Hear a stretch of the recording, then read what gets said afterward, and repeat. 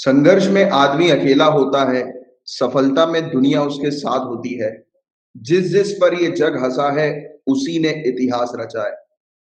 हंसेंगे आपके ऊपर लोग, आपको चैलेंज करेंगे, बोलेंगे कि अरे तुम कहाँ आईएएस की तैयारी करोगे, छोटा मोटा एग्जाम जो है वो दे दो। भाड़ में जाने दो ऐसे लोगों को, एक कान से उनकी बात को सुनो, दूसरे कान से निकालो, भाड़ में जाने दो। कोई मतलब नहीं होना चाहिए, क्योंकि जिस दिन आप सक्सेसफुल हुए, उस दिन दुनिया आपके पास आएगी और कहेगी ये वही लोग हैं जो आज की डेट में आपको बोलेंगे कि अरे ये तो नकारा है, कुछ नहीं कर सकता। जिस दिन सक्सेसफुल हो जाओगे, ये वही लोग पलट कर वापस आएंगे। सो जय हिंद गाइस, गुड आफ्टरनून। मैं उम्मीद करता हूँ सभी लोग को आवाज प्रॉपर्ली सुनाई दे रही है। करंट अफेयर्स की ये स्पेशल क्लास है। मॉर्निंग में आपकी ऑलरेडी द हिंदू न्यूज़पेपर की एक क्लास हुई है, अभी एक और द हिंदू न्यूज़पेपर की आपकी क्लास होगी 4 बजे। काफी सारे टॉपिक्स हैं, एक एक करके हम टॉपिक्स को कवर करेंगे। एंड जिन भी स्टूडेंट्स को प्राइवेट ग्रुप को ज्वाइन करना है, बिल्कुल फ्री है ये, आप ज्वाइन कर सकते हैं। 9713282838 इस नंबर पर व्हाट्सएप कर दीजिएगा कि आपको प्राइवेट ग्रुप को ज्वाइन करना है, तो आपको ज्वाइन करवा दिया जाएगा। और बाकी जो भी स्टूडेंट, जैसे कि जो किसी वजह से अगर लाइव लेक्चर नहीं देख पाए, तो आप यूट्यूब पर अपना जो चैनल है झांसर एकेडमी फॉर आईएएस, तो वहां पर देख सकते हैं, वहां पर पूरी रिकॉर्डिंग अपलोड कर दी जाती है। चलिए फिर सेशन को स्टार्ट करते हैं। आवाज वगैरह क्लियर है सब कुछ? चलो। ट्विन साइक्लोन, आपको शायद याद आ रहा होगा, कुछ दिनों पहले हमने ट्विन साइक्लोन इस टॉपिक को पढ़ा था। आज थोड़ा सा और डिटेल में पढ़ेंगे।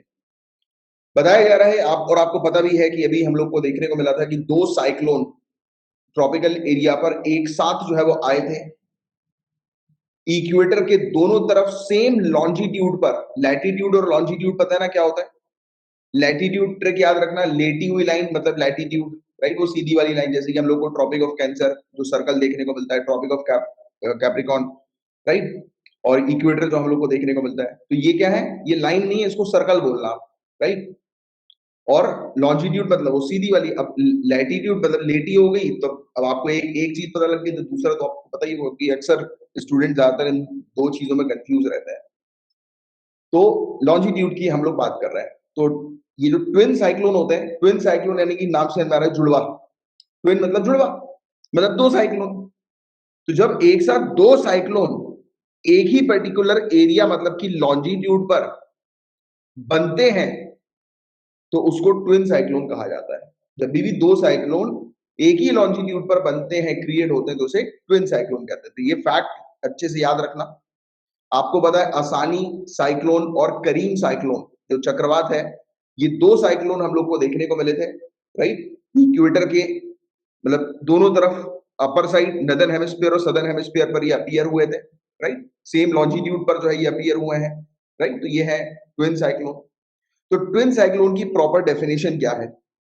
The interplay of the wind and the monsoon system combined with the earth system produces twin cyclone. हवा और मानसून प्रणाली की परस्पर क्रिया पृथ्वी प्रणाली के साथ मिलकर जुड़वा चक्रवातों यानी कि ट्विन साइक्लोन को जन्म देती है। आप सभी लोग को एक चीज पता है कि साइक्लोन कैसे बनते हैं? पहली बात तो ये बताओ मुझे कि साइक्लोन कहां पर बनते हैं। अगर मैं आपसे क्वेश्चन पूछूं कि साइक्लोन कहां पर बनते हैं, तो आपका जवाब क्या होगा? क्या होगा आपका जवाब? साइक्लोन बनते हैं ट्रॉपिक्स में, ट्रॉपिक ऑफ कैंसर से लेकर ट्रॉपिक ऑफ कैप्रिकॉर्न के बीच में, ये ट्रॉपिकल एरिया। अब क्यों इसी एरिया पर बनते हैं, उसके पीछे का क्या लॉजिक है? तो boss you know very well कि हमारे सूरज जो है ये over the head tropic of cancer से लेकर ट्रॉपिक ऑफ कैप्रिकॉर्न के बीच में ही हमें देखने को मिलता है, राइट? सूर्य अपनी फुल पोटेंशियल से जो सनलाइट फेंकेगा, यानी कि 90 डिग्री पे बिल्कुल ओवर द हेड सनलाइट फेंकेगा, वो ट्रॉपिक ऑफ कैंसर से ट्रॉपिक ऑफ कैप्रिकॉर्न तक ही फेंक सकता है, राइट? तो ये बात आप जानते हैं, मतलब ये वाला जो इलाका है ट्रॉपिकल इलाका, ये गर्म ज्यादा होगा। गर्म हुआ तो क्या हुआ? गर्म हुआ तो क्या हुआ? पानी गर्म होगा तो क्या होगा बताओ? यहाँ पर इस क्षेत्र में ओशियन है, पानी गर्म होगा तो क्या होगा? इवेपोरेशन होगा। और आप वो ज्योग्राफी के स्टूडेंट, सिविल सर्विसेज की तैयारी कर रहे हो, आप बोलोगे गर्म होगा तो लो प्रेशर क्रिएट होगा। क्या बोलोगे? लो प्रेशर क्रिएट होगा। क्योंकि कैसे लो प्रेशर क्रिएट हुआ? इमेजिन करो चीज को। अब एक क्षेत्र पर पानी गर्म हुआ, पानी गर्म हुआ तो क्या हुआ? हवा जो है वो लाइट हो जाती है, ऊपर की तरफ जो है चली जाती है गर्म हवा। तो गर्म हवा ऊपर चली गई, तो नीचे वहां पर जो था वो ब्लैंक हो गया स्पेस, वो स्पेस ब्लैंक हो गया। अब वहां पर लो प्रेशर क्रिएट हो गया। अब हवा जो है वो high pressure to low pressure जाती है, low pressure to high pressure आती है। High pressure to low pressure क्यों? कॉन्सेप्ट दिमाग में रखो भाई। जिस जगह पर इवापोरेशन हुआ वो जगह खाली हो गई, उस जगह खाली जगह को भरने के लिए हाई प्रेशर से जगह जो है वो लो प्रेशर की तरफ आएगी। अब जब ये एक्टिविटी कंटिन्यू होती रहेगी तब आपको नहीं लगता कि एक साइक्लोन टाइप की एक्टिविटी बनेगी? जब ये एक्टिविटी कंटिन्यू होती रहेगी, जैसे कि हीट जो है वो ऊपर गई, ओशियन का क्षेत्र है, ठीक है। अब पानी जो होगा वो क्या होगा? गर्म होगा, ठीक है। पानी गर्म हुआ तो मैंने आपको क्या चीज बताई थी कि पानी गर्म होगा तो ऊपर की तरफ जो है इवापोरेशन के माध्यम से हवा ऊपर की तरफ जाएगी। तो नीचे वाला एरिया जो है जहां से हवा जो है वो ऊपर की तरफ गई है, वो ब्लैंक एरिया जो है वो हो गया। अब जो एरिया वो ब्लैंक हो जाएगा तो उसको फुलफिल करने के लिए हवा high pressure to low pressure की तरफ जाएगी। और ये जब एक्टिविटी कंटिन्यू होती रहेगी, और आपको पता है कि हमारी धरती क्या होती है? गोल घूमती है, राइट। हमारी धरती अपने एक्सेस पर गोल घूमती है। तो हमें दो चीजें एक साथ नजर आ रही है क्या? एक अर्थ का सिस्टम और दूसरा विंड का सिस्टम। भाई ये हवा जो है इसका आना जाना और धरती का घूमना, तो धरती घूम रही है और हवा जो है मूव कर रही है। तो एक आपको ये नहीं लगता कि एक एक रोटेशन टाइप का बन जाएगा वो? जो हवा जो होगी वो स्विंग करेगी, इस तरीके से जब हवा आएगी ये स्विंग करेगी या फिर ये एंटी में स्विंग करेगी, वो डिपेंड करता है धरती के उसके ऊपर, मूवमेंट के ऊपर। धरती के मूवमेंट के ऊपर वो पूरी चीज डिपेंड करती है। तो स्विंग करेगी कि नहीं करेगी? स्विंग करेगी। और जैसे ही उसने स्विंग किया और ये प्रोसेस लगातार होती रही तो क्या होगा? भवंडर बन जाएगा, भवंडर आएगा। तो आजकल नहीं चलता वो क्या होता है? मेरा नाम जोगिंदर, भवंडर लेके आ जाऊंगा, बस वही वाला ही है भवंडर। चलो, क्लियर, सॉर्टेड। पूरी चीज अच्छे से समझ में आई कि साइक्लोन जो है वो कैसे बन रहा है। तो और ट्विन साइक्लोन जो है वो कैसे बनते हैं? सेम चीज है, विंड, मॉनसून सिस्टम और धरती का सिस्टम। जब ये सब चीजें कंबाइन हो जाती हैं तब उस समय क्या बन जाता है? साइक्लोन जो है वो बन जाता है। और ये बेसिकली किसके कारण होते हैं? इक्वेटोरियल रॉसबी वेव्स के कारण होता है। तो ये इक्वेटोरियल रॉसबी वेव्स जो है वो क्या है? तो एक्चुअली रॉसबी वेव्स का जो है वो नाम रखा गया एक मेट्रोलॉजिस्ट कार्ल गॉस्तव रॉसबी के नाम पर, right. These waves arose due to rotation of earth. वो चीज मैंने आपको समझाई, ये ऐसी वेव्स कब आती है? जब धरती रोटेट करती है, तो उसके कारण ये वेव्स जो है वो जनरेट होती है, right. And huge waves in the ocean, they are huge waves, मतलब ओशियन के अंदर एक बड़ी वेव्स होती है जिनकी वेवलेंथ अराउंड 4000 टू 500 किलोमीटर की होती है। तो उतना सबको जानने की जरूरत नहीं। अगर रॉसबी वेव अगर आपसे पूछ लें कि रॉसबी वेव क्या है, तो इसको लिख लो या अंडरलाइन कर लो, आपके पास पीडीएफ तो रहती है, अंडरलाइन कर लो। रॉसबी वेव जो है वो क्या है? तो ये धरती जब रोटेट करती है और उसके कारण जब ये वेव्स बनती है तो उसको रॉसबी वेव्स कहते हैं, राइट। और तूफान, वॉर्टेक्स, भवंडर, वॉर्टेक्स यानी कि भवंडर।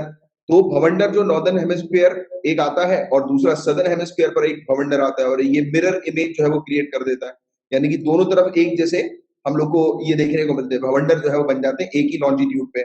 नॉर्थ की तरफ जो आता है, ये याद रखने वाली बात है कि नॉर्थ की तरफ जो भवंडर आएंगे वो काउंटर क्लॉकवाइज यानी कि एंटी क्लॉकवाइज वाले होंगे, और साउथ की तरफ जो भवंडर आएंगे वो क्लॉकवाइज डायरेक्शन की तरफ हमें देखने को मिलेंगे, राइट। क्योंकि हवा जो है, हवा देखो ऊपर की तरफ जो है वो जाएगी तो ऑटोमेटिकली हम लोग को देखने को मिलता है वेस्ट टू ईस्ट जो है वो धरती जो है वो घूम रही है। तो आप अगर हवा को ऊपर की तरफ जो है वो लेकर जाओगे, या फिर कोई भी, यानी कि आप अपनी उंगली को रखो एक सर्कुलर ऑब्जेक्ट में, अपनी फिंगर को रखो एक सर्कुलर ऑब्जेक्ट में और सर्कुलर ऑब्जेक्ट को घुमाओ और अपनी फिंगर को ऊपर लेके जाओ, तो ऑटोमेटिकली आपका डायरेक्शन जो होगा वो एंटी क्लॉकवाइज जाएगा। और आप सेम धरती को, मतलब यानी कि आपके हाथ में एक बॉल है, आप उस बॉल को घुमाओ और अपनी उंगली को बीच में रखो बॉल के, और बिल्कुल अपनी उंगली को स्ट्रेट लेकर आना है, यानी कि आपको अपनी उंगली को स्ट्रेट लेकर आना है और बॉल को घुमाना है। आपका ऑटोमेटिकली डायरेक्शन जो होगा वो क्लॉकवाइज वाला डायरेक्शन आपको नजर आएगा। तो ये इस तरीके से चीजें काम करती है। आपको बिल्कुल सिंपल तरीके से इन सब थ्योरी को समझना है। लोग इन सब थ्योरी में कंफ्यूज होते हैं, बिल्कुल भी कंफ्यूजन नहीं है। बहुत इजीएस्ट तरीके से चीजों को समझने की कोशिश किया करो बस। ये सब जैसे ये लोग ये चीज रटते हैं कई बार कि काउंटर क्लॉकवाइज क्यों हो रहा है नदन में, सदन में क्लॉकवाइज क्यों हो रहा है। काफी सारे लोग आपको बोलेंगे ये सब रट लो, बट रटने के अलावा समझो भी तो सही भाई कि क्यों हो रहा है उसके पीछे का। क्योंकि हर चीज रटोगे और एग्जाम में भूल गए, और यूपीएससी तो स्ट्रेट फॉरवर्ड क्वेश्चन आपसे पूछेगी नहीं, civil services straightforward question पूछेगी नहीं, घुमा के पूछेगी। और रट्टू तोता लोग जो है वो घुमा घुमा कर पूछने वाले क्वेश्चन पढ़ने पड़ जाते हैं। So you have to understand each and every concept, getting it. So twin cyclone बनते कैसे हैं तो उसके बारे में हमने ऑलरेडी डिटेल में जो है वो डिस्कस कर लिया। राइट। एक होता है मैडन जूलियन ऑसिलेशन या फिर एमजेओ, मैडन जूलियन ऑसिलेशन। कुछ नहीं है, बहुत सिंपल सी चीज है, जैसे कि हमने अभी डिस्कस किया कि करीम और असानी, ये दो साइक्लोन जो है वो ट्विन साइक्लोन है। Not only twin cyclone because they formed at the same time in the same general area, इनको इसलिए ट्विन साइक्लोन नहीं बोला जा रहा कि वो same time same general area पर बने हैं, बल्कि they were formed primarily from the same parent circulation, that is maiden julian oscillation। ये बने हैं मेडन जूलियन ऑसिलेशन। जब आप बोलोगे मेडन जूलियन ऑसिलेशन क्या है, कुछ नहीं है। आपने ट्रेड विंड्स का नाम सुना है? जब साइक्लोन ट्रेड विंड्स के माध्यम से उसको एनर्जी मिलती है, बढ़ता है, तब ये मेडियन जूलियन ऑसिलेशन हो जाता है। तो ये लार्ज क्लस्टर ऑफ क्लाउड्स होते हैं और कन्वेंशन होते हैं 5,000 से 10,000 किलोमीटर के साइज के, यानी कि बहुत बड़ा क्लाउड्स का, आप कह सकते हैं कि एक बहुत बड़ा क्लस्टर क्लाउड्स का, बहुत भारी मात्रा में क्लाउड्स है। और क्लाउड्स कैसे बन रहे हैं? इवापोरेशन के through, you know the process. अब जहां पर इवापोरेशन हो रही है वहां पर लो प्रेशर क्रिएट हो रहा है, लो प्रेशर क्रिएट होगा तो हाई प्रेशर से तो हवा आएगी ना लो प्रेशर की तरफ, right. And compose bye Rossby wave. अब रॉसबी वेव क्या होती है आपको पता है कि रॉसबी वेव के कारण ये बनते हैं। और केल्विन वेव भी होती है, which is a type of wave structure that we see in the ocean. Ocean में जो वेव्स आती है ना, ऊपर हुई नीचे हुई, जो वेव्स हम लोग को देखने को मिलती है, ये जो वेव्स जो होती हैं, ये केल्विन वेव जो है वो इसको नाम दे दिया गया है।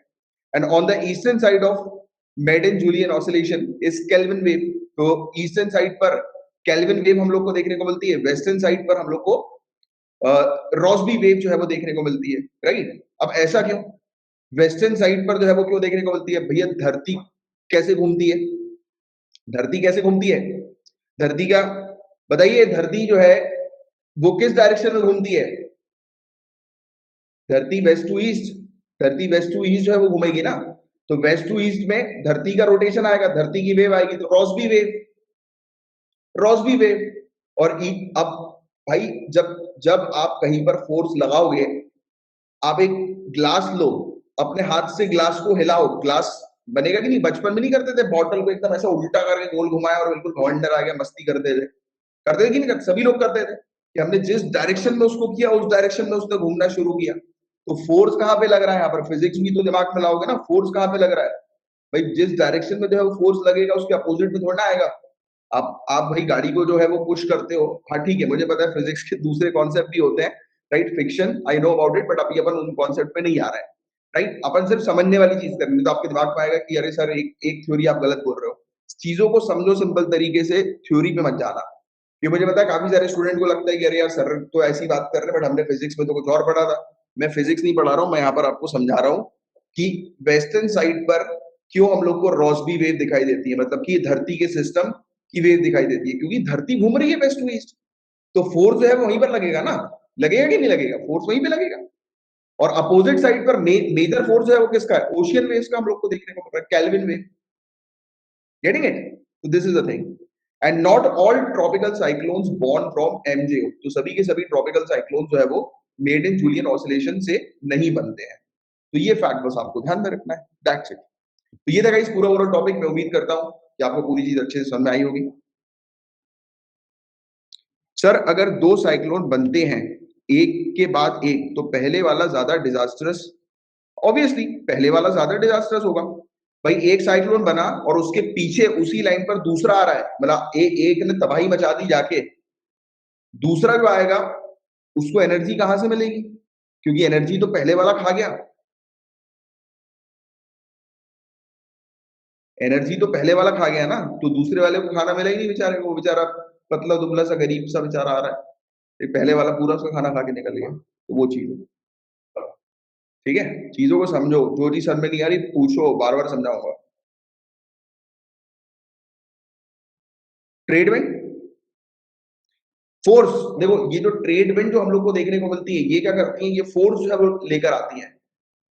मेड इन जूलियन ऑसिलेशन, अब ये इतना बड़ा है, क्या है? ये क्लाउड्स का क्लस्टर हम लोग को जो है वो देखने को मिल रहा है, बड़े बड़े क्लाउड्स हम लोग को देखने को मिलते हैं। और ट्रेड विंड जो है वो कहां पर चलती है? ट्रेड विंड ऊपर हम लोग को देखने को मिलता है, राइट। ट्रेड विंड नीचे तो चल नहीं रही है, वो कंटिन्यूअसली हम लोग को कहां पर देखने को मिल रही है? ऊपर जो है वो देखने को मिल रही है, हाइट पर।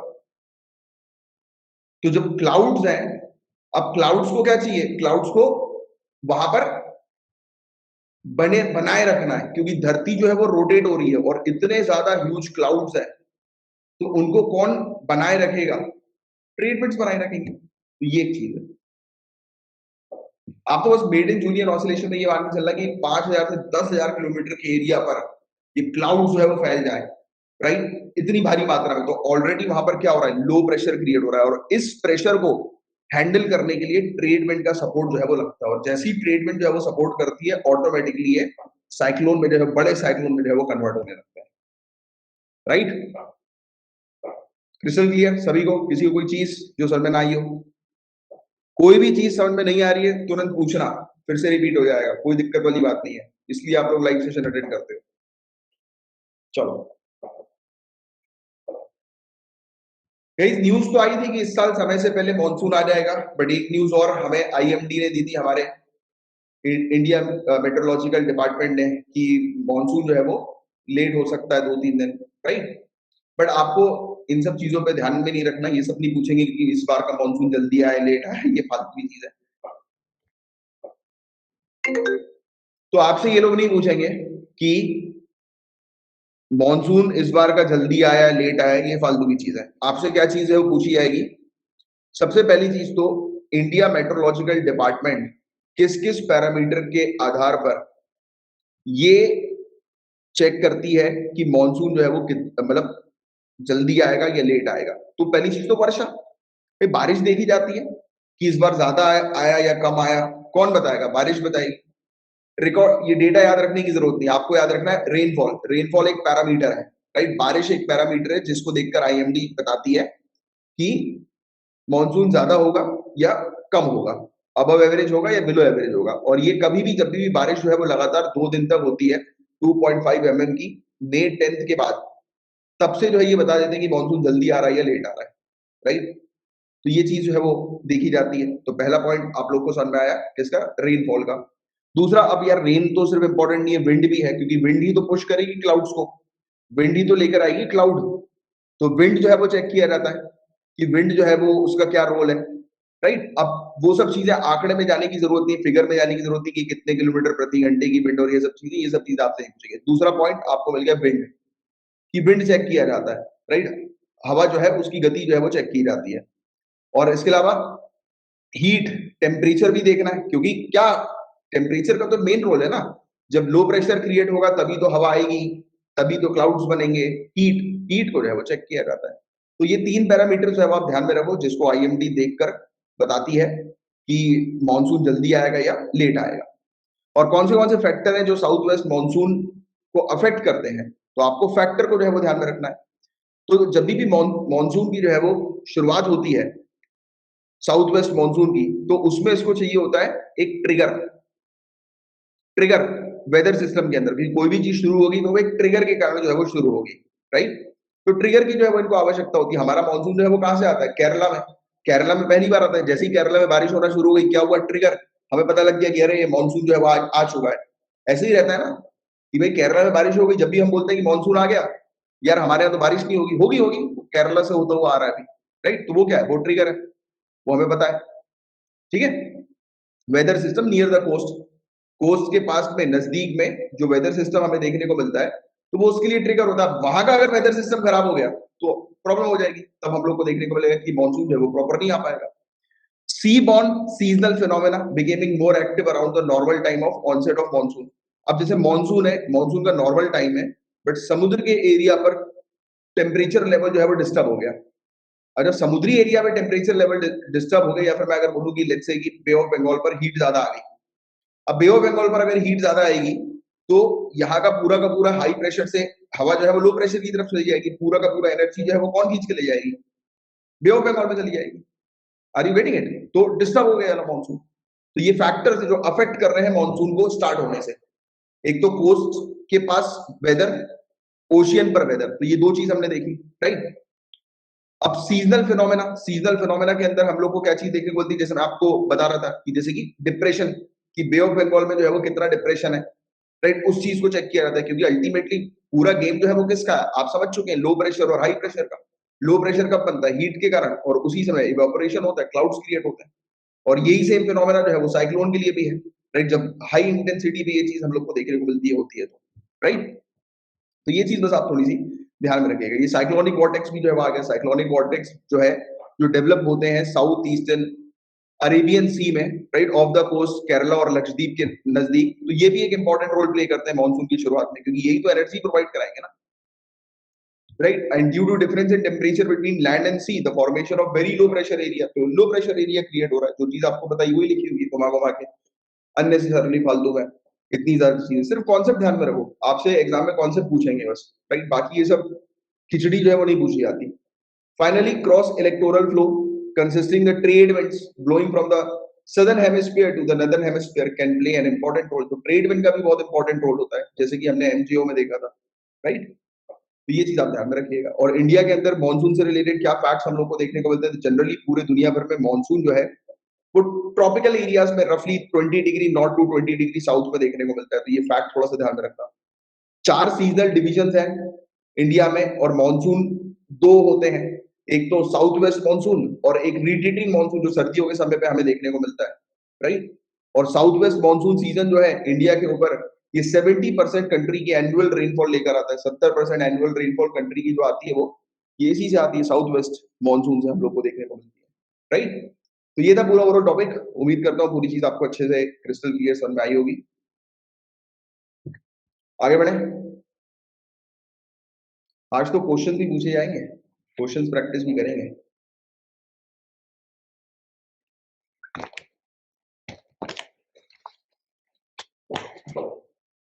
चलो, तो बाकी आपके लिए आंसर राइटिंग कोर्स अवेलेबल है। आप झांसर academy for IAS YouTube channel पर जाएं, वहां पर प्लेलिस्ट पर आप देखें तो 7 वीडियोस है। उन 7 वीडियो को आपको रोज आधे आधे घंटे देखकर खत्म करना है। 70 घंटे का ये कोर्स है आपका। क्वेश्चन पूछा जाएगा उत्कर्ष समारोह जो है वो क्या है और कहां पर लॉन्च हुआ? तो उत्कर्ष समारोह को जो है वो रिसेंटली लॉन्च किया गया गुजरात के अंदर। गुजरात के अंदर बताया जा रहा है बेसिकली 100% इस कार्यक्रम यह कार्यक्रम जिले में राज्य सरकार की 4 प्रमुख योजना के 100% इम्प्लीमेंट करने का उत्सव है। मतलब इन्होंने क्या किया, गुजरात स्टेट गवर्नमेंट ने 4 स्कीम को जो है वो पूरी तरह से इम्प्लीमेंट किया प्रॉपर तरीके से और इंडिविजुअल्स को जो है वो फाइनेंशियल सपोर्ट प्रोवाइड करा के बेनिफिट दिया। तो उसको लेकर बस ये उत्कर्ष समारोह था। 4 स्कीम थी, इंदिरा गांधी वृद्ध सहाय योजना या वृद्ध सहाय योजना और गंगा स्वरूप आर्थिक सहायता योजना और राष्ट्रीय कुटुंब सहाय योजना और निराधार वृद्ध आर्थिक सहायता योजना। मतलब बेसिकली ये फाइनेंशियल असिस्टेंस प्रोवाइड कराने की स्कीम थी ओल्ड एज पर्सन के लिए, राइट, और भी नीडी पर्सन के लिए। तो उनके लिए ये स्कीम थी जिसको 100% सैचुरेशन पर ये लेकर चलेंगे, यानी कि 100% तरीके से इसको इम्प्लीमेंट किया, सभी बेनिफिशियरी को जो है वो बेनिफिट मिला है। तो उसके लिए गुजरात सरकार का ये समारोह था, उत्कर्ष समारोह। बस ये फैक्ट बस इतना छोटा सा याद रखना है।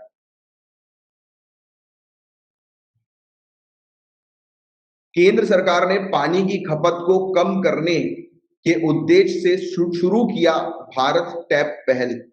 भारत टैप इनिशिएटिव है गाइस, बहुत बेहतरीन इनिशिएटिव है, पानी को बचाने वाला इनिशिएटिव है। पहला तो ये ध्यान में रखो। नाम क्या है इसका? भारत टैप। टैप मतलब नल होता है, राइट?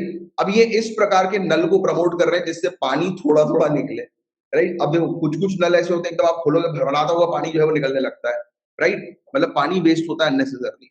अब कुछ में जब थोड़ा सा पानी निकलता है तो हमारा काम थोड़े में भी हो जाता है। आप कई बार रेस्टोरेंट वगैरह जाते होगे तो आपने ये चीज ऑब्जर्व करी होगी, रेस्टोरेंट में अगर हल्का सा भी कोई पानी निकल रहा है ना उसमें अपन हाथ धो लेते हैं, अपन सेटिस्फाइड हो जाते हैं, राइट? थोड़े थोड़े पानी में अपन ने हाथ धो लिया, हो गया, और अपन बंद कर देते हैं।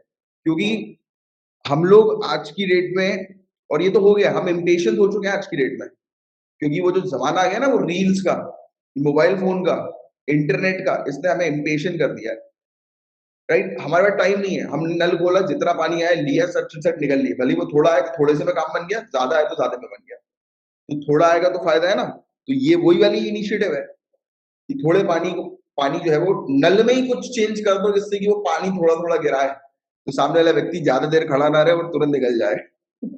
चलो, तो ministry of housing and urban affairs ने लॉन्च किया है भारत टैप इनिशिएटिव, और ये प्लम्बेक्स इंडिया एग्जीबिशन के दौरान किया गया है। एम ये है कि प्रोडक्ट्स और सर्विसेज जो प्लम्बिंग से रिलेटेड है, वाटर से रिलेटेड है, सैनिटेशन इंडस्ट्री से रिलेटेड है, उनके प्रोडक्ट्स को दिखाना। और भारत टैप एक कॉन्सेप्ट है जिसके through low flow tap and fixtures का यूज किया जा रहा है। Low flow tap and fixtures, low flow, ऐसे ऐसे नल जिनका फ्लो कम हो, तो ये प्रोवाइड कराएंगे। Low flow sanitary ware at scale, भारी मात्रा में इस प्रकार के नल को जो है वो प्रोवाइड कराएंगे जो इसका फ्लो कम हो। एंड इससे वाटर कंजम्पशन जो है वो रिड्यूस होने लगेगा। और इससे बताया जा रहा है कि अप्रोक्सीमेटली 40% बचत होगी पानी की। And it will in turn result in water saving. जैसे कंपनी वाले नहीं होते हैं, जैसे कि वो टूथपेस्ट का बहुत आपने वो सुना होगा कि कोलगेट वगैरह का, कि एक व्यक्ति ने बोला कि मैं आपके कोलगेट की सेल्स को 20% अभी के भी बढ़ा दूंगा। कैसे बढ़ाओगे?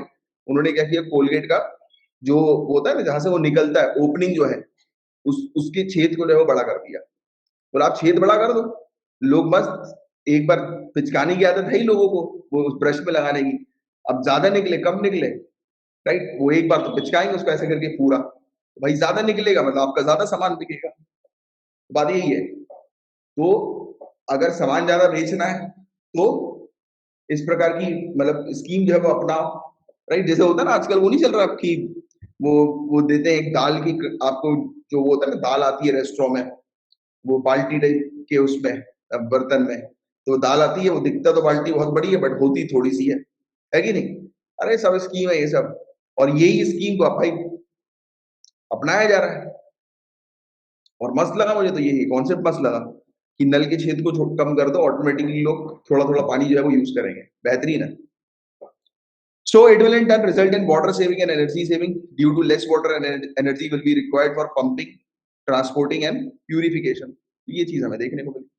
तो ये था पूरा ओवरऑल टॉपिक। उम्मीद करता हूँ पूरी चीज अच्छे से समझ में आ गई होगी। रामदेव वाला लोग हैं, ये खतरनाक बिजनेस है रामदेव का, खतरनाक।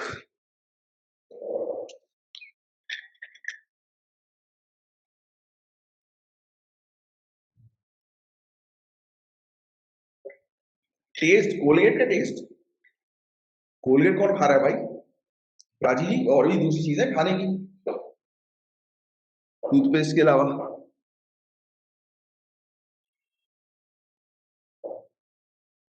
उसका आप वो लेना, पतंजलि का मेडिकेटेड, मेडिकेटेड ठीक है। आपने मेरे ख्याल से वो वाला ले लिया होगा, नॉर्मल वाला। अच्छा, ओम फो, दंत कांति, हाँ दंत कांति ले ली, उसका मेडिकेटेड लेना, वो अच्छा है। चलो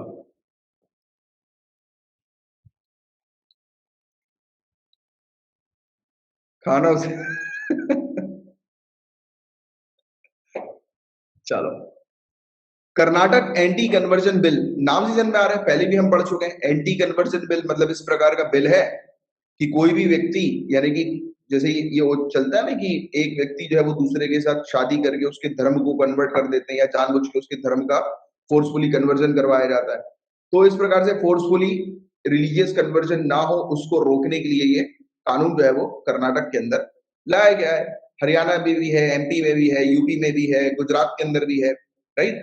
तो ये कानून हमें देखने को मिल रहा है। तो कर्नाटक सरकार अब बोल रही है कि हम ऑर्डिनेंस का रूट लेंगे, इस कानून को क्लियर करने के लिए, क्लियरेंस के लिए ऑर्डिनेंस लेकर आएंगे। ये Karnataka protection of right to freedom of religion bill 2021। तो ये बिल जो है वो अडॉप्ट किया गया था कर्नाटक लेजिस्लेटिव असेंबली के द्वारा, और इसका स्पेशल सेशन के दौरान, जो कि दिसंबर 2021 में हुआ था। और ये अभी लेजिस्लेटिव काउंसिल में ये बिल जो है वो इंट्रोड्यूस नहीं हुआ है। हाइलाइट्स की बात करें तो सिंपल सी चीज यार, जो जो व्यक्ति अनलॉफुल तरीके से दूसरे व्यक्ति को कन्वर्ट कर रहा है, उसके धर्म को चेंज करने की कोशिश कर रहा है, तो याद रखना उस व्यक्ति को मिनिमम जेल 3 से 5 साल तक की होगी, और जुर्माना 25,000 रुपए का होगा। और जैसे कि अगर कोई माइनर है, कोई महिला है, या कुछ लोग जो शेड्यूल कास्ट शेड्यूल ट्राइब की कैटेगरी से बिलोंग करते हैं, तो उनको और ज्यादा पनिश किया जाएगा। उनके समय पर, यानी कि उनके कन्वर्जन के समय पर मिनिमम सेंटेंस 3 साल की होगी, मिनिमम जेल 3 साल की, और मैक्सिमम 10 साल की होगी, और 50,000 रुपए जुर्माना। और इसके अलावा अगर मास कन्वर्जन कोई करता है तो 3 से 10 साल की जेल और 1 लाख रुपए का जुर्माना। और एक प्रॉपर कोड बनेगी जो ऑर्डर देगी, राइट। इवन जो जो दोषी व्यक्ति जो है, अक्यूज पर्सन जो हमें देखने को मिलता है, तो उसे कंपनसेशन देना पड़ेगा विक्टिम को, राइट, कि जिसका आपने धर्म जो है वो जानबूझ के कन्वर्ट किया, तो उसको जो है वो कन्वर्जन का एक अमाउंट देना पड़ेगा और अमाउंट 5 लाख रुपए तक का हो सकता है, राइट? और must be paid by accused over and above the fine under the law. So ये आरोपी को जो है वो देना पड़ेगा ये फाइन, मतलब कि एक तो कोर्ट को भरना पड़ेगा, प्लस इसके अलावा जिस व्यक्ति को कन्वर्ट किया उसको भी पैसे देने पड़ेंगे। तो ये चीज जो है वो कही गई। और इसके अलावा अब जो लोग खुद से चाहते हैं अपने धर्म को कन्वर्ट करना, उनके लिए इस कानून के थ्रू प्रॉब्लम्स क्रिएट कर दी गई है, क्योंकि प्रोसेस को जो है वो लेंदी कर दिया गया है। Even in interfaith marriage also, आपस में जो अलग अलग धर्म के बीच में जो मैरिज होती है ना, शादी होती है, तो उसमें भी प्रोसेस को जो है वो रजिस्ट्रेशन की प्रोसेस को लेंदी इन्होंने कर दिया है। यही सब चीजें चैलेंजेस, जैसे कि गुजरात के अंदर हम बात करें तो गुजरात के अंदर भी यही सेम बिल लाया गया था, एंटी कन्वर्जन बिल। तो उसमें कुछ प्रॉब्लम्स थी, उसके प्रोविजन में कुछ प्रॉब्लम थी, जिस प्रोविजन के कारण इसके ऊपर स्टे लग गया इस बिल के ऊपर। तो कर्नाटक में भी वही सेम प्रोविजन है, राइट? जैसे कि एग्जाम्पल के तौर पर गुजरात हाई कोर्ट ने स्टे जो लगाया था कुछ प्रोविजन के ऊपर अगस्त 2021 में, वो ये था कि बर्डन ऑफ प्रूफ जो आएगा इंटरफेथ मैरिज का, वो किसके ऊपर आएगा? जिसने कन्वर्ट किया है उसके ऊपर, कि जिसका कन्वर्जन हो गया उसके ऊपर। तो burden, the provision like the one that places the burden of proof on those entering into interfaith marriage, किसके ऊपर आएगा? burden of proof। ये कैसे आप दिखाओगे इंटरफेथ मैरिज में यार? अब जो दो लोग हैं आपस में जो है वो शादी करना चाह रहे हैं खुद की इच्छा से, तो उनको तमाम प्रकार की चीजें दिखानी पड़ेगी, जो कि ऑब्वियस ही बात है कि उनकी मैरिज के लिए जो है वो खतरा हो सकती है, राइट? सोसाइटी में जैसे आपको पता ऑनर किलिंग्स वगैरह होती है, तो उस चीज का ये कंसर्न था यहाँ पर, राइट? तो ये चीज हम लोग को देखने को मिल रही है, it go against an individual right to choice and liberty. भाई एक व्यक्ति अपने पसंद के पार्टनर को चूज नहीं कर पा रहा है, तो उस पर्टिकुलर चीज के अगेंस्ट चला गया ये। तो गुजरात हाईकोर्ट ने बोला कि यार ये तो उसमें तो बड़ी प्रॉब्लम है। अगर दो व्यक्ति आपस में अगर शादी कर रहे हैं तो उनको पहले तो ये साबित करना पड़ेगा कि यार हम तो अपनी खुद की इच्छा से कर रहे हैं, और एक बार नहीं 50 बार, क्योंकि आपने लेंदी बना दिया है पूरी प्रोसेस को। अब बार-बार जो है आप जाएँगे तो दूसरी कम्युनिटी के दूसरे लोग जो हैं, वो इनको मार भी सकते हैं, राइट? क्योंकि इनकी इनकी अभी जैसे आप शादी करने से पहले ये प्रक्रिया जो है वो होगी, पहले आपको पूरी चीज़ जो है बतानी पड़ेगी, उसके बाद फिर you can register your marriage. तो ये एक इश्यू है। तो जब ऐसा होगा तो कम्युनिटी ऑनर किलिंग होने का डर है, खतरा है। फिर दूसरी चीज़ इन्होंने बोली यार ये तो एक व्यक्ति के जो अधिकार हैं कि अपने खुद के मतलब चॉइस के पार्टनर को चूज़ करना, तो उसका आप जो है वो हनन कर रहे हो। तो ये इशू है। तो ये सब इश्यूज जो है वो सेम कर्नाटक के अंदर भी थे, तो इसलिए ये चीज जो है वो कही गई कि दिक्कत आ सकती है कर्नाटक बिल को पास करने में भी। तो ये था पूरा टॉपिक। उम्मीद करता हूँ आपको अच्छे से पूरी चीज समझ में आ गई होगी। राजीव कुमार, नाम ध्यान में रखिएगा, राजीव कुमार, ये 25th चीफ इलेक्शन कमिश्नर जो है वो बन गए हैं, राइट? तो ये फैक्ट इनका ध्यान में रखना है आपको। इलेक्शन कमीशन ऑफ इंडिया एक ऑटोनोमस कॉन्स्टिट्यूशनल अथॉरिटी है, बॉडी है। ये election commission of India union government के इलेक्शन कंडक्ट करती है। दूसरा मेरा स्टेटमेंट है कि स्टेट इलेक्शन कमीशन जो है वो स्टेट गवर्नमेंट के इलेक्शन कंडक्ट करती है। सही है या गलत है? स्टेट इलेक्शन कमीशन स्टेट के इलेक्शन के स्टेट गवर्नमेंट के इलेक्शन कंडक्ट करती है। बिल्कुल गलत। लेजिस्लेटिव असेंबली के इलेक्शन जो है वो कंडक्ट भी किए जाते हैं। स्टेट लेजिस्लेटिव असेंबली के election election commission of India he conduct करवाती है। स्टेट इलेक्शन कमीशन तो ये पंचायत हुए, लोकल बॉडीज हुए, तो इनके इलेक्शन कंडक्ट कराने के लिए रिस्पॉन्सिबल होती है, राइट? तो ये फैक्ट आप थोड़ा सा ध्यान में रखना। अक्सर लोगों को लगता है कि election commission of India is for union and state जो कमीशन है election commission that is for like state legislative assembly, but ऐसा नहीं है कि स्टेट लेजिस्लेटिव असेंबली के भी इलेक्शन कंडक्ट करवाए जाते हैं ईसीआई के द्वारा, राइट? तो ये फैक्ट आप थोड़ा सा ध्यान रखिएगा, राइट? जैसे कि Lok Sabha, Rajya Sabha, state legislative assembly जो हमारी कंट्री में है, वाइस प्रेसिडेंट, प्रेसिडेंट के जो ऑफिस है, उन सभी के इलेक्शन कंडक्ट करती है ECI, election commission of India. Election commission of India के बारे में किस आर्टिकल में लिखा है? तो article 324 election commission of India से रिलेटेड है। ये फैक्ट आप ध्यान में रखना। इलेक्शन कमीशन को पावर दी गई है कि वो क्या कर सकते हैं? फ्री और फेयर इलेक्शन जो है वो कंडक्ट करा सकते हैं इंडिया के अंदर, पार्लियामेंट के ऑफिसेस के लिए, state legislature, president, vice president के ऑफिसेस के लिए, और इलेक्टोरल रोल प्रिपेयर करने का भी टास्क इन्हीं का होता है, राइट?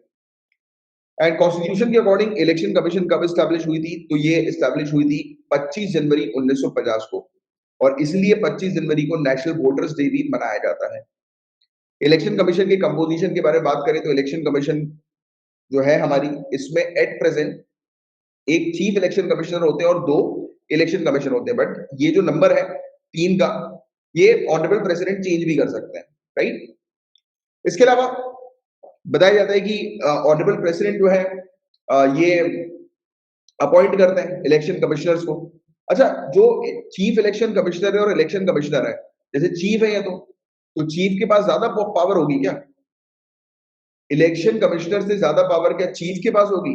चीफ इलेक्शन कमिश्नर नहीं, इनके पास पावर जो होती है तीनों के पास सेम होती है। चीफ तो सिर्फ ऐसे ही लिख दिया गया है, बाकी पावर बिल्कुल सेम होती है, फंक्शंस बिल्कुल तीनों के सेम होते हैं, तीनों ही पावरफुल होते हैं, राइट? तो ये एक चीज हम लोग को देखने को मिलती है। और हो सकता है कि जैसे कि अगर इलेक्शन कमीशन को जरूरत पड़े और हेल्प की, तो वो ऑनरेबल प्रेसिडेंट को कह सकते हैं, फिर ऑनरेबल प्रेसिडेंट जो है वो उनको हेल्प करने के लिए एक रीजनल कमिश्नर्स भी जो है वो बैठा सकते हैं, चालू करवा सकते हैं, राइट? तो ये भी एक फैक्ट है। और कंडीशन ऑफ सर्विस और टेन्योर ऑफ ऑफिस की अगर हम बात करें, तो ये कितने समय तक ऑफिस में रहेंगे, इनका टेन्योर कब तक करेगा, क्या सर्विस मिलेगी, क्या पर्क्स मिलेंगे, क्या अलाउंस मिलेंगे, वो पूरी चीज है वो ऑनरेबल प्रेसिडेंट तय करते हैं। और जैसा मैंने आपको बताया, चीफ इलेक्शन कमिश्नर और इलेक्शन कमिश्नर्स के बीच में कोई डिफरेंस नहीं है, इनकी पावर वगैरह सब सेम होती है, राइट? और चीफ कमिश्नर और 2 और इलेक्शन कमिश्नर जो हम लोग को देखने को मिलते हैं, इनको equal salary, equal allowance, equal benefit, सब कुछ इक्वल मिलता है। अभी एट प्रेजेंट इनका जो टर्म है वो 6 साल का है और 65 साल का है। 6 साल मतलब 6 साल के पीरियड के लिए ये सर्व करेंगे ऑफिस में, और 65 साल यानी कि 65 साल की उम्र तक करेंगे। ठीक है? तो ये फैक्ट आप थोड़ा-सा ध्यान में रखना। और ये कभी भी रेजिग्नेशन दे सकते हैं, और किसको रिजाइन करेंगे? रेजिग्नेशन लेटर किसको देंगे? ऑनरेबल प्रेसिडेंट को, राइट?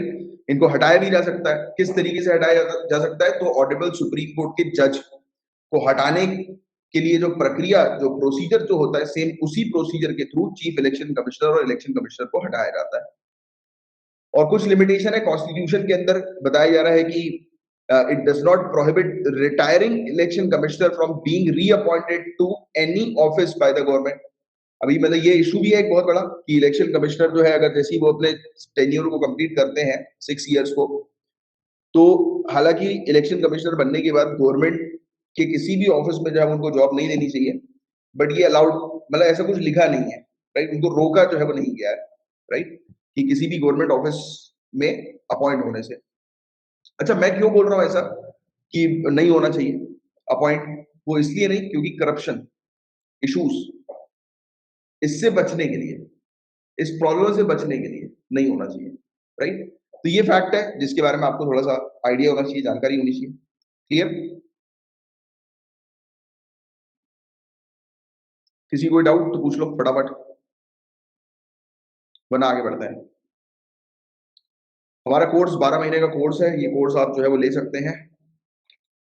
और कोर्स रिलेटेड डिटेल चाहिए तो 9713282838 इस नंबर पर आप कांटेक्ट कर सकते हैं। अभी एक्चुअली एक पीआईएल जो है वो फाइल हुई है, पब्लिक इंटरेस्ट लिटिगेशन, और इस पर अभी विचार कर रही है ऑनरेबल सुप्रीम कोर्ट। और इस पिटीशन के थ्रू चैलेंज किया गया है केंद्र सरकार की पावर को, कि केंद्र सरकार जो होती है उसके पास पावर होती है माइनॉरिटी कम्युनिटीज को नोटिफाई करने की, कि नेशनल लेवल पर कौन सी कम्युनिटी माइनॉरिटी है, ये कौन डिसाइड करेगी? ये सेंट्रल गवर्नमेंट डिसाइड करेगी। ये फैक्ट याद रखना। Section 2F national commission for minority educational institution act 2004 का क्या कहता है?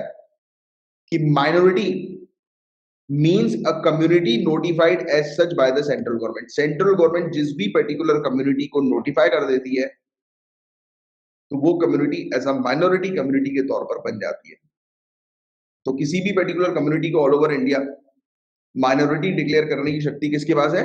अगर क्वेश्चन आता है तो वो है सेंट्रल गवर्नमेंट के पास। Section 2C national commission for minorities act 1992 का ये भी सेम पावर जो है वो दे देता है सेंट्रल गवर्नमेंट को। अब पीआईएल का क्या कहना है? तो पीआईएल बोलता है यार ये तो मनमानी हो गई, आर्टिकल 14, 15, 21, 29, 30, तो ये तो मनमानी कर दी आपने, यानी कि इसके विरुद्ध है, ये सब फंडामेंटल राइट्स के विरुद्ध है। अब क्यों विरुद्ध है? तो इवन इन्होंने एक सुप्रीम कोर्ट का जजमेंट भी रखा अपने सपोर्ट में, M A Pai foundation versus state of India, sorry state of Karnataka, case 2002। इस केस के दौरान जो है ये कहा गया कि अगर माइनॉरिटी को निर्धारित करना है तो unit will be the state not the whole of India. मतलब इस केस में ये चीज कही गई थी कि माइनॉरिटी स्टेट वाइज डिक्लेयर की जाएगी, ना कि नेशनल लेवल पर।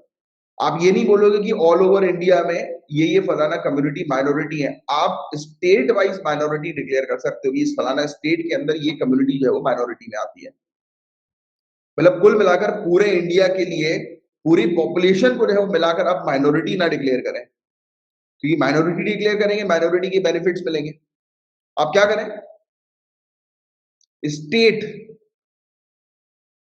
स्टेट के अंदर मौजूद जो कम्युनिटी है अगर वो कम संख्या में है तो उनको फिर आप माइनॉरिटी डिक्लेयर करें, और फिर वो स्टेट गवर्नमेंट की ड्यूटी होगी उनको वो करना, सपोर्ट करना, राइट, उनको एक इक्वल प्लेटफॉर्म पर लेकर आना। तो डिमांड यही है, और डिमांड इसलिए हो रही है क्योंकि आज की डेट में प्रपोजल सामने रखा जा रहा है कि हिंदू को जो है वो माइनॉरिटी का स्टेटस दिया जाए, राइट। तो यही चीज है कि पेटिशन पेटिशन जो है वो ऑनरेबल सुप्रीम कोर्ट से क्या चाहती है कि सेंटर की पावर एक तो कर्टेल करो, खत्म करो ये नोटिफाई करने की कि नेशनल माइनॉरिटीज कौन सी है, या फिर डायरेक्शन दो सेंटर को to notify followers of Hinduism, Bahaism, Judaism as minority in the states UT where they are actually fewer in number।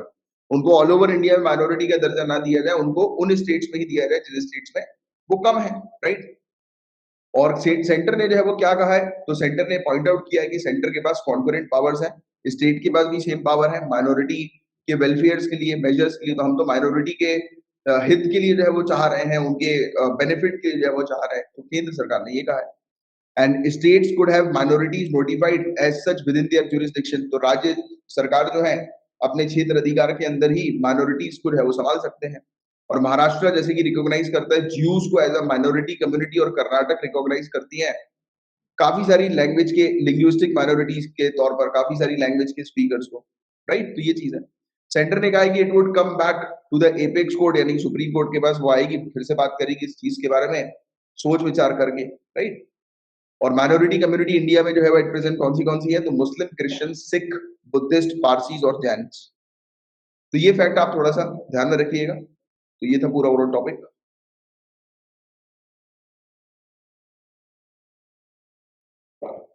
BrahMos missile किसकी है, किसका ये ज्वाइंट इनिशिएटिव है ब्रह्मोस।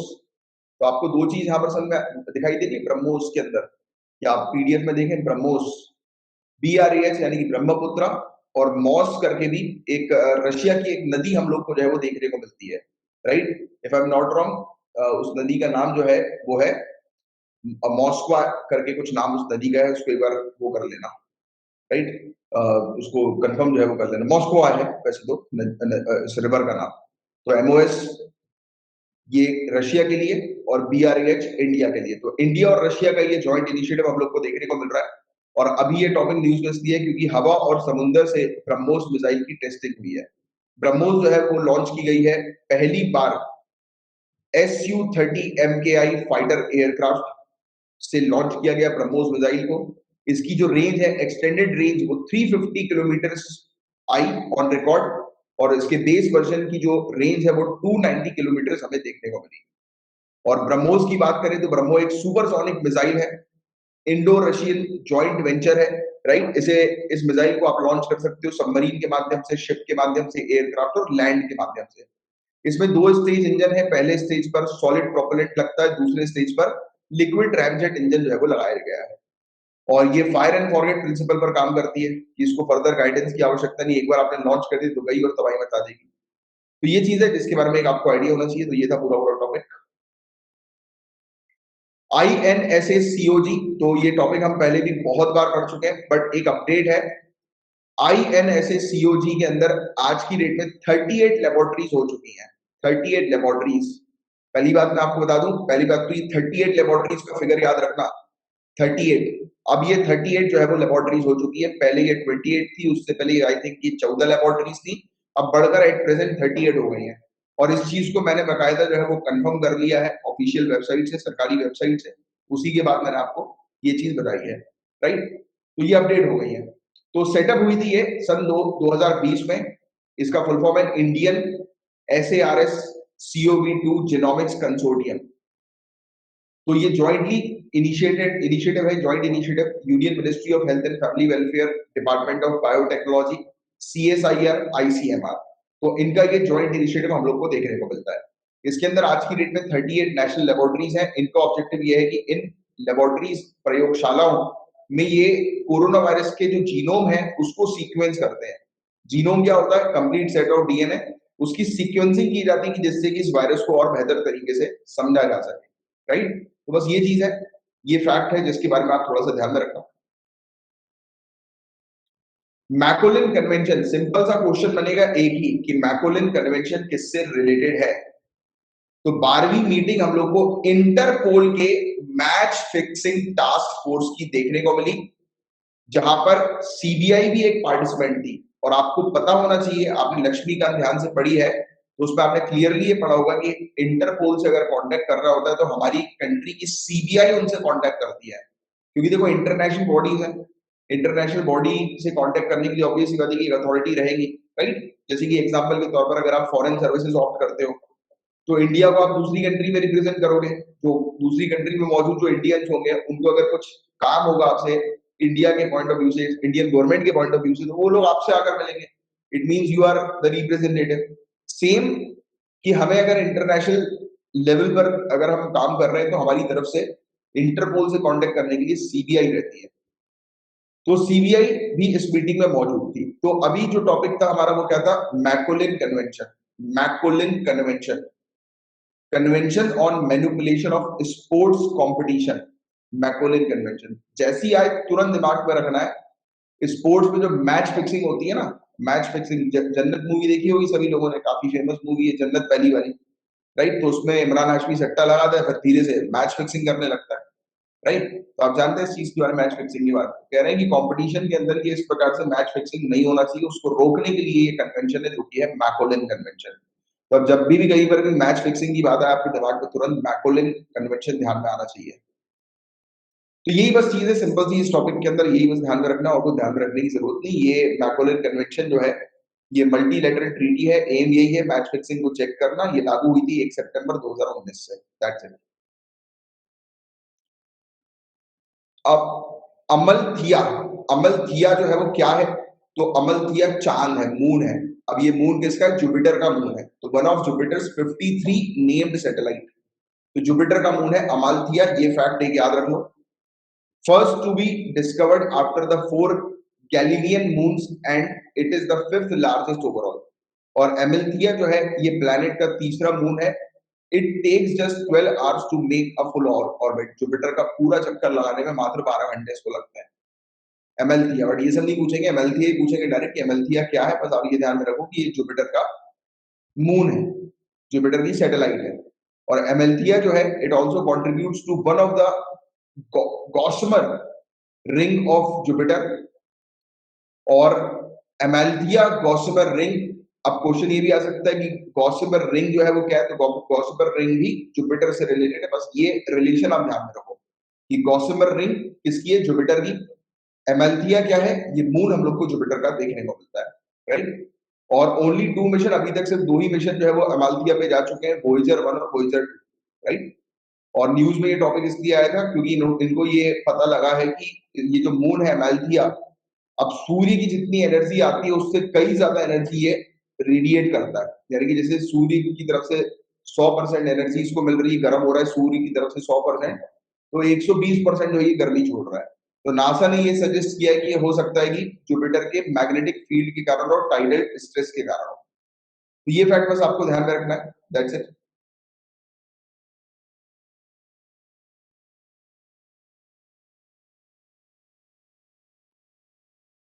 मिशन, अरे क्या बात है, क्या रिवीजन चल रहा है यार, बेहतरीन, बहुत बढ़िया। करंट अफेयर्स का पूरा 1 महीने तक रिवीजन किया था अपन ने यार। तो ठीक है, उसका फायदा आपको मिलेगा, अच्छा फायदा मिलेगा।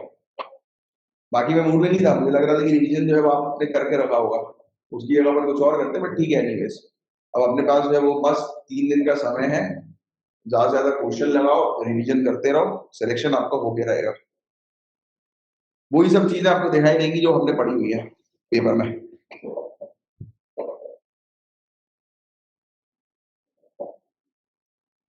उपराष्ट्रपति नायडू बोले पुलिस सुधारक होना अनिवार्य या पुलिस रिफॉर्म होना मैंडेटरी है। तो पुलिस रिफॉर्म के बारे में उन्होंने बात करी कि पुलिस रिफॉर्म्स है वो जल्द से जल्द इम्प्लीमेंट किए जाए, राइट। और क्योंकि उसकी वजह भी है यार, आज की डेट में जरूरत भी है। मेंस के लिए आप लिख सकते हैं कि आज की डेट में नए नए प्रकार के क्राइम्स हो गए हैं, नए नए प्रकार के इकोनॉमिक ऑफेंडर्स हम लोग को देखने को मिल रहा है, नए नए तौर तरीके बन चुके हैं। तो ऑब्वियस बात है कि पुलिस को जो है वो समय के अकॉर्डिंग अपग्रेड होने की आवश्यकता है। तो पुलिस में जो है वो रिफॉर्म लाना इसलिए बहुत ज्यादा जरूरी है। सो हालांकि मैं आप लोग को नहीं बोलता हूं कि आप कोई पर्टिकुलर केस को ध्यान में रखें, बट इस केस को आपको याद रखना और मेंस में भी उपयोग करना है। प्रीलिम्स में भी आ सकता है। Prakash Singh judgement, famous Prakash Singh judgement of 2006। Honourable supreme court का ये जजमेंट था। प्रकाश सिंह जो कि एक डीजीपी थे उत्तर प्रदेश पुलिस काडर में और आसाम पुलिस काडर में, और भी दूसरी जगह इनकी पोस्टिंग्स वगैरह थी। और इन्होंने एक ऑनरेबल सुप्रीम कोर्ट के पास अपने रिटायरमेंट के बाद एक पीआईएल जो है वो फाइल करी 1996 में, जिसमें कहा कि पुलिस के अंदर सुधार लाया जाए, यानी कि पुलिस सर्विस में रिफॉर्म्स लाए जाए। और फिर इसका जजमेंट हुआ 2006 में। तो ये फेमस है Prakash Singh judgement on police reform 2006। ये फैक्ट है, याद रखना है आपको, राइट। तो इसमें डायरेक्शन दिए गए सभी यूनियन टेरिटरीज को और स्टेट्स को कि यार आप लोग अपने अपने क्षेत्र में अपनी अपनी टेरिटरीज में जो है वो पुलिस रिफॉर्म लेकर आओ, पुलिस सर्विस में सुधार लेकर आओ। तो क्या मेजर, क्या उपाय इन्होंने सजेस्ट किए? इन्होंने पहली चीज तो ये बोली कि यार डीजीपी का सिलेक्शन और उसका टेन्योर है वो फिक्स कर दो, जिससे कि किसी भी प्रकार से, जैसे कि होता है कई बार कि अब डीजीपी जो है वो अगले 6 महीने में रिटायर हो रहा है और आपने उनको डीजीपी बना दिया, तो वो 6 महीने तक ही सर्विस कर पाएंगे एज अ डीजीपी के तौर पर। यार जो व्यक्ति है 6 महीने की सर्विस, 6 महीने 1 साल तो आपको लगता ही है सिटी को पहचानने में, इस प्रॉब्लम्स को पहचानने में। जैसे कि जब आपकी नई नई पोस्टिंग होगी, जब आप एसडीएम बनेंगे या डीएम बनेंगे, तब उस केस में जब आपको जब जैसे ही आप ऑफिस में जाएंगे तो ऑलमोस्ट 1 साल आपको लगेगा और पूरी तरह से वहां पर घुलने मिलने में और पूरी इश्यूज को समझने में, प्रॉब्लम्स को समझने में उस क्षेत्र के। और फिर उसके बाद जो है वो दूसरा बंदा आ जाए, तो फिर आप जब उस मोड पे आए, एक्शन लेने के मोड पे आए, उस मोड पे आपको हटा दिया गया। तो ऐसी चीजें ना हो, इसके लिए इन्होंने बोला कि पहली बात तो ये है कि डीजीपी का सिलेक्शन जो है वो एक सेपरेट बॉडी करे कि किसको बिठाना है, राइट। जैसे आपने कई बार सुना होगा, जब भी सरकार चेंज होती है, जब भी आप देखेंगे नए डीएम आ जाएंगे, नए आईपीएस आ जाएंगे, यानी कि नए एसपी वगैरह। जब देखो आप न्यूज, जहां सरकार चेंज होती है वहां पूरी की पूरी पुलिस की टीम चेंज हो जाती है। क्यों? Because government want their own person, जैसा वो कहे उसके अकॉर्डिंग वो चले। इसलिए तो ये कह रहे हैं कि ये चीज गलत है, इस चीज के कारण पॉलिटिकल इंटरफेरेंस होता है और जो कि बिल्कुल खराब है। तो किसी भी प्रकार से पॉलिटिकल इंटरफेरेंस ना हो, इसलिए इंश्योर किया गया कि एक मिनिमम टेन्योर दिया जाना चाहिए इंस्पेक्टर जनरल ऑफ पुलिस को, जिससे कि वो मतलब प्रॉपर तरीके से ऑपरेट कर सके कुछ पर्टिकुलर टाइम पीरियड में। और पोस्टिंग जो है ऑफिसर्स की, ये पुलिस एस्टेब्लिशमेंट बोर्ड के द्वारा की जाए, जिसके अंदर पुलिस ऑफिसर्स हो और कुछ सीनियर ब्यूरोक्रेट्स हो। और एक state police complaint authority setup की जाए, जैसे कि कई बार पुलिस वाले जब बदतमीजी करते थे लोगों के साथ, आम आदमी के साथ, तो वो आम आदमी जो है वो यहाँ पर जाकर कंप्लेन कर सके। तो ये एक चीज है। और सेपरेट इन्वेस्टिगेशन और law and order functions to better improve policing. Separate investigation और लॉ एंड ऑर्डर जो है वो उस पर जो है वो काम किया जाए। और स्टेट सिक्योरिटी कमीशन को सेटअप किया जाए, और स्टेट सिक्योरिटी कमीशन में सिविल सोसाइटी के मेंबर्स होने चाहिए, राइट। और एक नेशनल सिक्योरिटी कमीशन भी बनाओ नेशनल लेवल पर।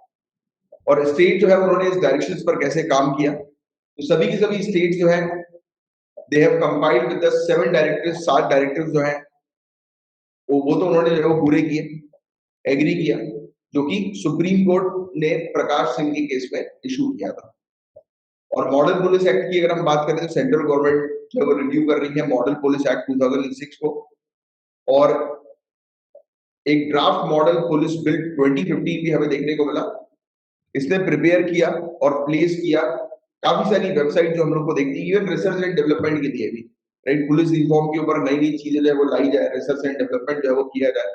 तो वो सब उतना ज्यादा डिटेल में ध्यान में रखने की जरूरत नहीं है। कमिटी एक दो बस नाम याद रखना, जैसे नेशनल पुलिस कमीशन, राइबीरियो एंड पद्मना भैया, ऐसा करके है कमिटी, राइट, पुलिस रिफॉर्म के ऊपर है। मुझे पता है कि मैंने प्रोनाउंसिएशन का कचरा कर दिया ये, पद्मना भाइया तो ऐसे करके है इनका ये कमेटी का नाम। अब मेरे ख्याल से शायद पद्मना भैया ही होगा, राइट। तो इन्होंने भी पुलिस रिफॉर्म के बारे में जो है बात करी। इसके अलावा एक मलीबाग कमेटी, ये फैक्ट बहुत इंपॉर्टेंट है, याद रखना। तो इसने भी बोला कि पुलिस में, पुलिस सर्विस में जो है वो सुधार लाया जाए, और इनडायरेक्टली जो है वो मतलब पुलिस रिफॉर्म्स के अंदर जो भी प्रॉब्लम्स है, जो भी इश्यूज हैं, वो आइडेंटिफाई करो और उसको चेंज करने की कोशिश करो। क्या क्या इश्यूज है एट प्रेजेंट? तो कॉलोनियल लॉ का इशू है। ये पुलिस का जो एक्ट है वो बहुत पुराना है, उसके अंदर चेंजेस लाए जाए इंडिया के अकॉर्डिंग, इंडियन सिटीजन के अकॉर्डिंग, राइट।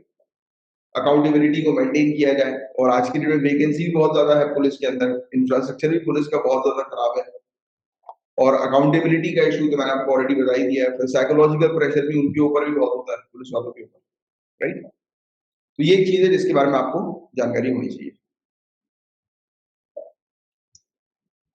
अब जो टॉपिक है ये स्पेस से रिलेटेड है।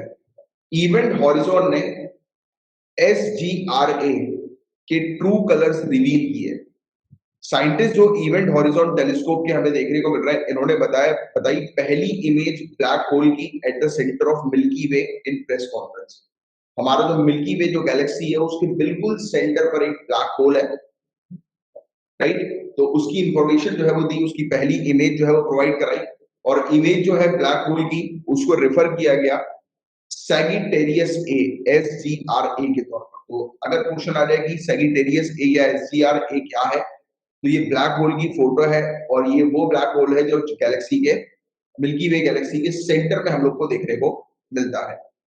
और ये ब्लैक होल की बात करें, सैगिटेरियस ए, ये सुपर मैसिव ब्लैक होल है, और हमारी गैलेक्सी मिल्की वे के सेंटर में है। ये जो कॉन्स्टिलेशन सैगिटेरियस है और स्कॉर्पियस है, उसके बॉर्डर पर ही लोकेटेड है, और SGRA 4 मिलियन ज्यादा गुना इसका मास होता है सन से। 26,000 लाइट ईयर्स की दूरी पर ये हमें देखने को मिलता है, और 5.9 ट्रिलियन माइल्स धरती से दूरी पर हम लोग को ये देखने को मिलता है। और ब्लैक होल है क्या? तो ब्लैक होल, प्रॉपर ध्यान रखना, इट इज एन ऑब्जेक्ट, एक ऐसा ऑब्जेक्ट है स्पेस में जो कि इतना डेंस है, इसकी ग्रेविटी इतनी ज्यादा स्ट्रांग है कि इसके नजदीक पे जो भी जाएगा वो उस पर समा जाएगा, राइट। और कोई इस पे एस्केप नहीं कर सकता, यानी कि कोई जो है वो मतलब बच नहीं सकता ब्लैक होल के उससे, पुल से, राइट। तो ये चीज हमें देखने को मिलती है। और बाउंड्री जो है ब्लैक होल के एज में, उसको कहते हैं इवेंट हॉरिजॉन। अब ये फैक्ट बहुत इंपॉर्टेंट है कि इवेंट हॉरिजॉन जो है वो क्या है। तो ब्लैक होल के एज की जो बाउंड्री वाला जो एरिया हमें देखने को मिलता है, तो उसको इवेंट हॉरिजॉन कहते हैं। मतलब आप उससे, उस पॉइंट को अगर आपने क्रॉस कर दिया इवेंट हॉरिजॉन को, तो फिर वापस आना मुश्किल है। So it is a point of no return. Any light or matter that crosses that boundary is sucked back into the black hole. तो इस बाउंड्री को जो है वो जो भी क्रॉस करता है तो वो ब्लैक होल में वापस समा जाता है। और अगर किसी व्यक्ति को ब्लैक होल यानी कि इस पॉइंट के, यानी कि इवेंट हॉरिजॉन के बाद जो है वो कोई व्यक्ति चला गया और उसको अगर बचना है, तो उसे लाइट से ज्यादा तेज रफ्तार में दौड़ना पड़ेगा, जो टेक्नोलॉजी अभी अवेलेबल नहीं है। आपको आर्टिकल में नजर आएगा कि इसमें लिखा हुआ है कि विच इज इम्पॉसिबल। तो इम्पॉसिबल नहीं, आप लिखिए कि अभी हमारे लिए पॉसिबल नहीं है। क्या पता आगे चल के ह्यूमन जो है वो इस प्रकार की डिवाइस क्रिएट कर दे कि यार लाइट से तेज स्पीड में जो भागा जा रहा है, राइट। वैसे भागने में पर कच्चे उड़ जाएंगे। चलो फिर इवेंट हॉरिजॉन पता लग चुका आपको कि इवेंट हॉरिजॉन जो है वो क्या है। इवेंट हॉरिजॉन टेलीस्कोप के बारे में ध्यान में रखिएगा कि इवेंट हॉरिजॉन टेलीस्कोप जो है वो, उसके अंदर 8 रेडियो ऑब्जर्वेटरीज हैं पूरे दुनिया भर की, इंक्लूडिंग कुछ टेलीस्कोप स्पेन में रखे हैं, कुछ यूनाइटेड स्टेट्स में, कुछ अंटार्कटिका में। 2006 में international team of more than 200 researchers, 200 से ज्यादा रिसर्चर्स की एक इंटरनेशनल टीम, किसके नेतृत्व में? हार्वर्ड यूनिवर्सिटी एस्ट्रोनॉमर्स के नेतृत्व में इन्होंने लॉन्च किया था इवेंट हॉरिजॉन टेलीस्कोप को। और इसका मेन एम ये था कि to capture a direct shot of black hole, black hole की फोटो खींचना इसका मेन एम था। तो खींच लिया, अब उस पर स्टडी कर रहा है। और 13 पैटर्न इंस्टीट्यूशन वर्क टुगेदर, 13 जो इंस्टीट्यूशंस है उन्होंने मिलकर काम किया to create the ETH event horizon, to create करने के लिए using both pre existing infrastructure and support from variety of agency, काफी सारी एजेंसी ने उन्हें सपोर्ट भी किया। तो बस यही एक चीज है, बाकी ये सब आंकड़े वगैरह याद रखने की जरूरत नहीं है नेसेसरली, राइट। चलो, इसी के साथ पूरी की पूरी न्यूज जो है वो होती है खत्म। अब हम आते हैं क्वेश्चन आंसर्स की तरफ। तो आज से आपकी क्वेश्चन आंसर की सीरीज भी अपन ले रहे हैं दोबारा से।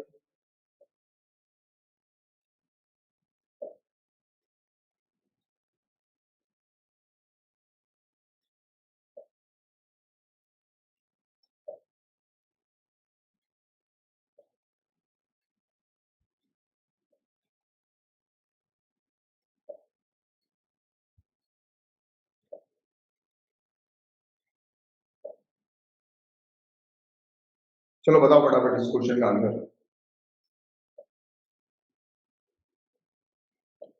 83 क्वेश्चन का आंसर जो है वो आपने लिखा है ए। बी क्यों नहीं है, क्यों नहीं, ए भी लिख दो।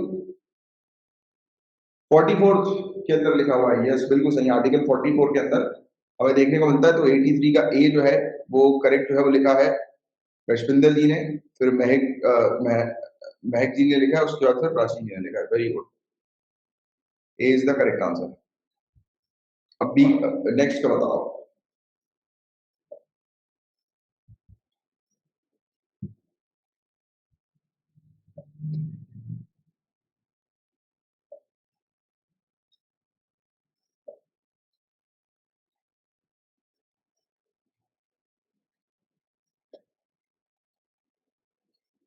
सब ये टॉपिक्स पढ़ाए जा चुके हैं।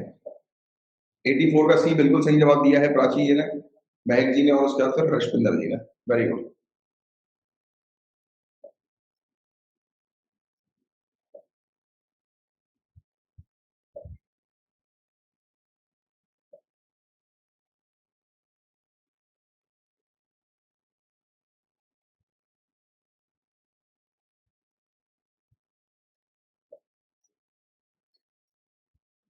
जल्दी बताइए 85 का।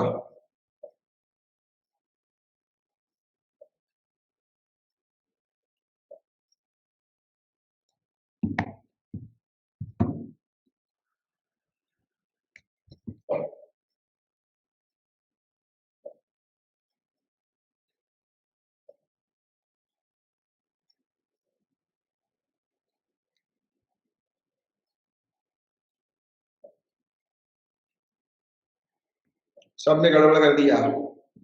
ये एंडेंजर्ड है कि क्रिटिकली एंडेंजर्ड है? एंडेंजर्ड है कि क्रिटिकली एंडेंजर्ड है? तो क्या होगा answer? A, A is the correct answer. ये अमंग द हेवीएस्ट, ये हेवीएस्ट नहीं कही जा रही, among the heaviest omnivorous bird हम लोग को देखने को मिली, ग्रेट इंडियन बस्टर्ड। तो ए इज द करेक्ट आंसर। ध्यान दो। 86 का आंसर बताओ। ये एक दो दिन पहले ही पढ़ाया गया था।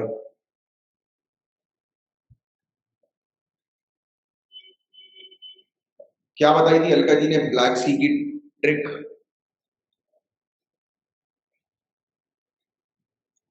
ब्लैक सी पे है ओडिशा, पोर्ट सिटी। 86 का बी करेक्टली गिवन बाय महक जी ने करेक्ट दिया है, फिर नित्या जी ने दिया। नित्या जी क्वेश्चन नंबर लिखो गाइस, और फिर उसके बाद फिर ऑप्शन लिखना। अब वैसे तो इस वाले इसमें तो आप डायरेक्ट भी लिख सकते हैं क्योंकि बिल्कुल ये लाइव चलता है। यूट्यूब पर वो थोड़ा सा दिक्कत है, नहीं डायरेक्ट भी लिख दोगे तो भी चलेगा।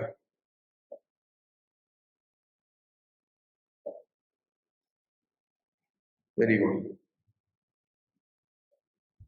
चलो 87 का बताओ।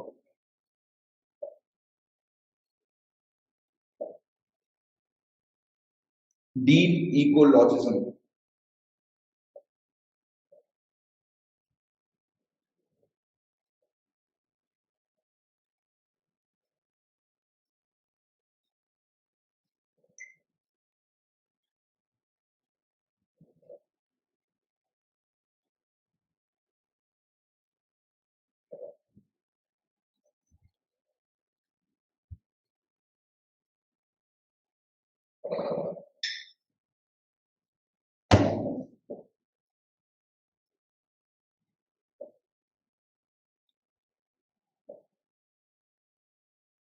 आया नहीं किसी का आंसर?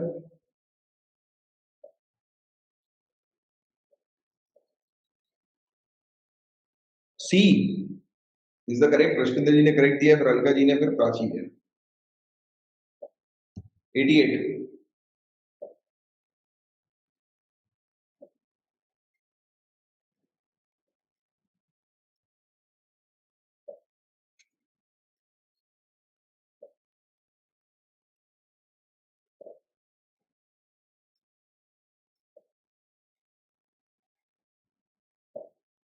बिल्कुल सही जवाब। एक नित्य जी ने करेक्ट दिया है, फिर रश्मिंदर जी ने, फिर अलका जी ने। Very good. 89 का दे दो।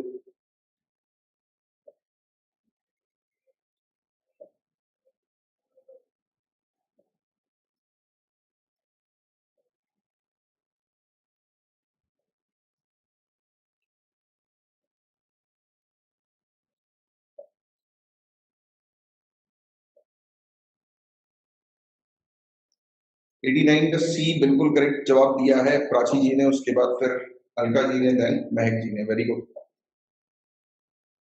90।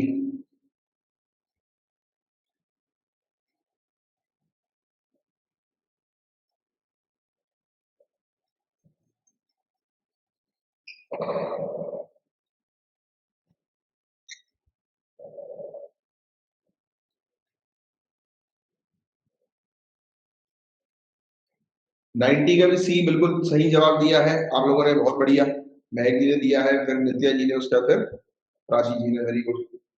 91।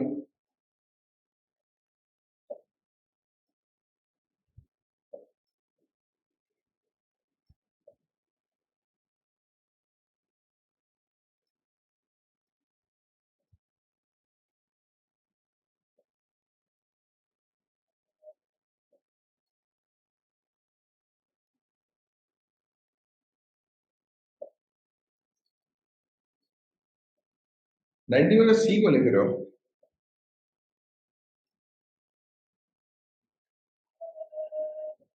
अपन ने ये पढ़ा था क्या परमवीर चक्र के बारे में?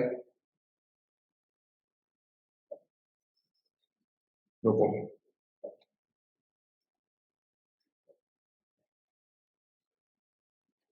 परमवीर चक्र इंडिया का हाईएस्ट मिलिट्री अवार्ड है।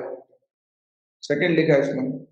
महावीर चक्र जो है वो सेकंड पे हम लोग को देखने को मिलता है, फिर वीर चक्र जो है वो हमें थर्ड पे देखने को मिलता है। सबने गलत कर दिया। सबने गलत कर दिया। इसका डी होगा करेक्ट आंसर। तुक्का तुक्का बाजी तो मत करो यार। कौन बनेगा कलेक्टर है ये गेम, इसमें तुक्का बाजी ना चलता।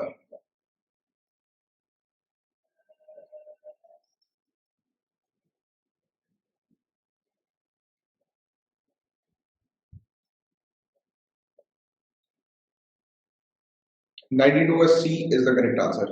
Very good. चलो भाई, इसी के साथ आज का सेशन अपना होता है फिनिश। अभी हम मिलेंगे शाम में 4 बजे। तब तक के लिए bye, take care, have a great day. जय हिंद।